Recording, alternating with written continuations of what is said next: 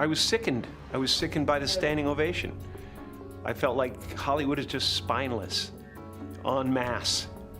And it really felt like, oh, this is a really clear indication that we're not the cool club. What if one of the wildest minds in Hollywood just dropped a bombshell that ties together three of the biggest icons in entertainment history in one of the biggest scandals of all time? Jim Carrey, yes, the guy who made us laugh until we cried, has allegedly spilled some jaw-dropping insight about why Oprah Winfrey and Sean Combs, aka Diddy, were secretly terrified of none other than Michael Jackson. This isn't your typical celebrity gossip. It's a tangled web of power, paranoia, and the king of pop's untouchable aura. You don't know what that is. I have no idea. You don't know. Jimmy Fallon doesn't know. David Letterman doesn't know. We don't know. All the comics and show business don't know what this is.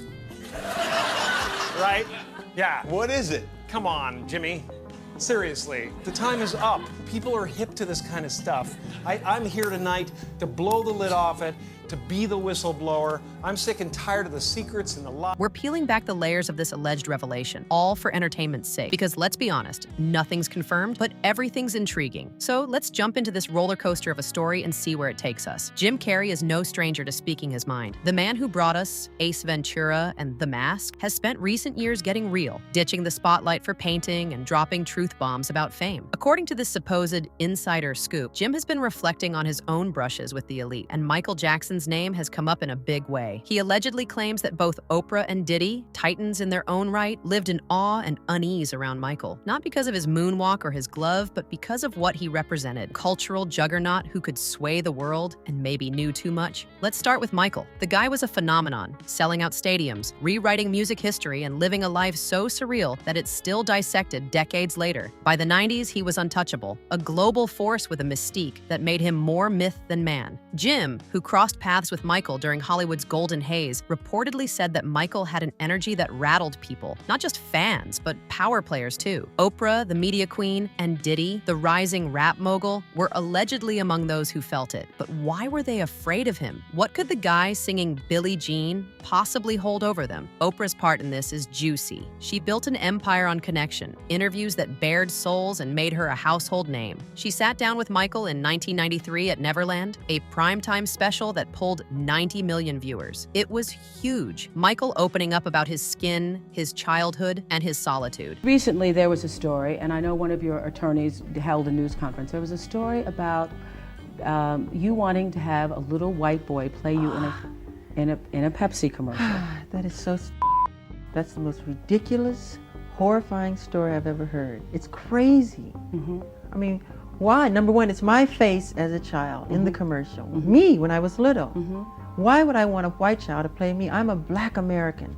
I'm proud to be a black American. I am proud of my race. I am proud of who I am. I have a lot of pride in who I am and dignity. That's like you wanting an Oriental person to play you as a child. Does that make sense? No. So please, people, stop believing these Michael, horrifying then stories. let's go to the thing that is most discussed about you, I think, is the fact that the color of your skin is obviously different than it was when you were younger. Yes. And so I think it has caused a great deal of speculation and controversy as to what you have done or are doing. Are you bleaching your skin? And is your skin lighter because you don't like being black? Okay, number one, as I know of, there is no such thing as skin bleaching. I have never seen it. I don't know what it is. Well, they used to have those products growing up. I used to hear, always use bleach and glow, but you'd have to have about 300,000 gallons to... Okay, number one, this is the situation. I have a skin disorder that destroys the pigmentation of the skin. It's something that I cannot help, okay? But when people make up stories that I don't want to be who I am, it hurts me. So it is. It's a problem for me, okay? I can't control it, okay? But what about all the millions of people? Let's reverse it. Okay. What about all the millions of people who sit out in the sun to become darker, to become other than what they are? Nobody says nothing about that. So when did this start? When did the color of your skin start to change? Oh boy, sometime after Thriller, around Off the Wall Thriller, And sometime what did you around there. think? I mean, It's in my family. My father said it's on his side. I can't control it. I don't understand. I mean, it makes me very sad. I don't want to go into my medical history because that's something that's private, but that's the situation here. So please, When people see So, something okay, like I just that, want to get this straight.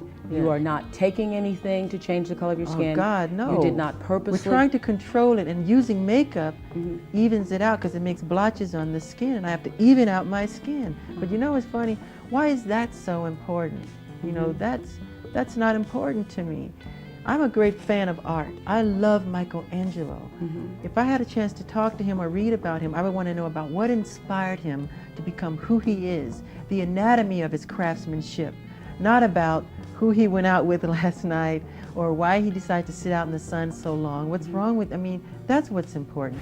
Yeah, we weren't wealthy, but we weren't poor. My father always prepared for the family, as well as my mother. Always wonderful. And that's very important. They made sure we, you know, got the right things for ourselves. Strong parents, I think, are very important, especially in our situation. Well, on stage for me was home. I was most comfortable, and still most comfortable, on stage. But once I got off stage, I was like very sad. Really? Yes. And sad from the beginning? Sad since it first started, since the fame? Lonely, sad, having to face with popularity and all of that. But Jim supposedly hinted that there was tension beneath the smiles. Oprah allegedly saw Michael as a wild card, someone she couldn't fully read or control. His cryptic vibe and refusal to play by anyone's rules allegedly spooked her. Out of singing, wait.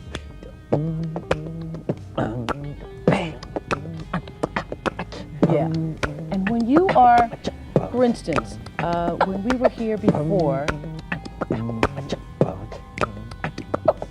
you know what? I mean, all the things ever printed in the tabloid, the only thing's ever been true is when they said I couldn't dance. It When we were doesn't here the seem to last time matter, shooting the and it commercial, doesn't you seem were like the in wheel is between right shots, on running fucking off, still like conceiving the crying dance, man. choreographing the dance. You were up all night dancing. Every day, and she didn't. She thrived on transparency, but Michael thrived on mystery, a clash of titans right there. Then there's Diddy. Back in the 90s, he was climbing fast. Bad Boy Records was exploding, Biggie was king, and Diddy was the maestro, but Michael was already a legend. They moved in overlapping circles.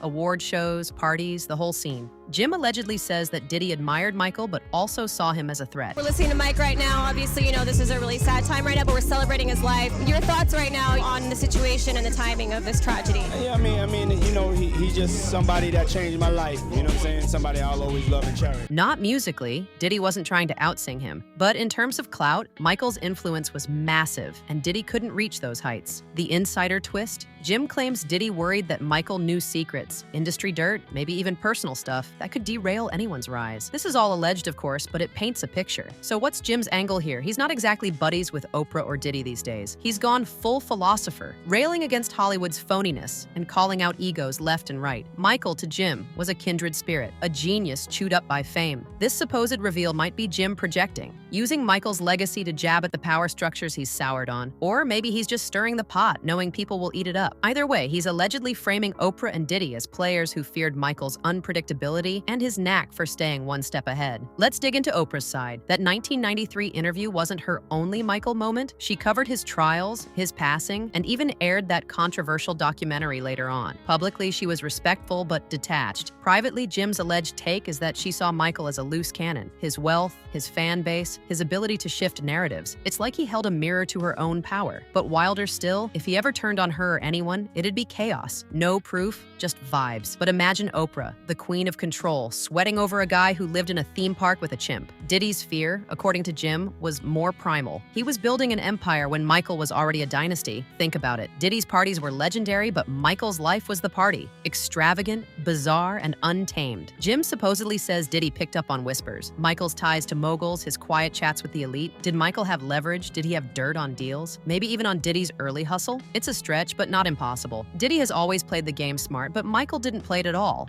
That alone could have rattled him. Now, Jim isn't pulling this out of thin air. He and Michael had history. They met at events, shared laughs. Jim even mimicked Michael's moves and sketches. He's called Michael a martyr before, a guy crushed by scrutiny. This alleged reveal builds on that, painting Michael as a figure so towering that even giants like Oprah and Diddy flinched. But here's the catch. There are no recordings or quotes proving any of this. We just have so-called sources claiming Jim said all this. It could all be a fever dream from a fan forum or a kernel of truth from a man who's done with the facade. The why matters. Michael's power wasn't wasn't just fame, it was perception. Now, Oprah and Diddy are actually friends, as they've been spotted together plenty of times. They've attended charity events, been spotted at award shows, at Diddy's infamous parties, and Oprah even had him as a guest on her talk show back in the day. But when he was a guest, it was just, well, He could drop an album and shift culture overnight. Oprah ruled TV, Diddy ruled hip-hop, but Michael, he ruled hearts and headlines. Jim's alleged take is that they feared his unpredictability and his knack for dodging the boxes they had mastered. Oprah couldn't package him, and Diddy couldn't outshine him. And if Michael knew things, secrets from the 80s and 90s when the industry was the Wild West.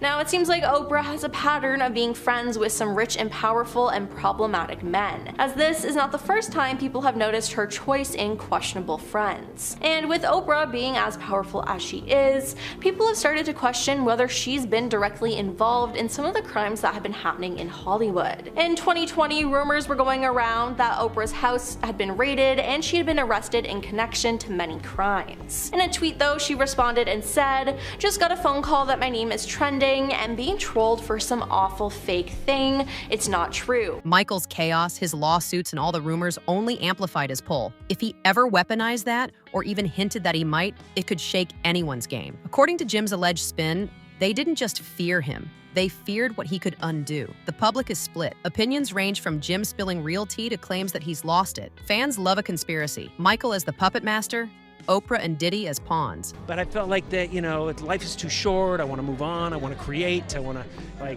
annoy people that are, businessmen that want to take advantage of me. Where's the truth? Maybe nowhere. This is all alleged, all for fun. But what if it's 2 against 1? Did Oprah and Diddy really fear Michael's shadow? Or is Jim just playing with legends? Michael's mystique makes it believable. He was that big. Oprah's control, Diddy's ambition, they're human enough to flinch. Jim is the wild card, tossing this grenade and watching it explode. But what do you guys think? Did Michael really scare Oprah and Diddy? Or is this just Jim's latest act? Let me know your thoughts in the comments below.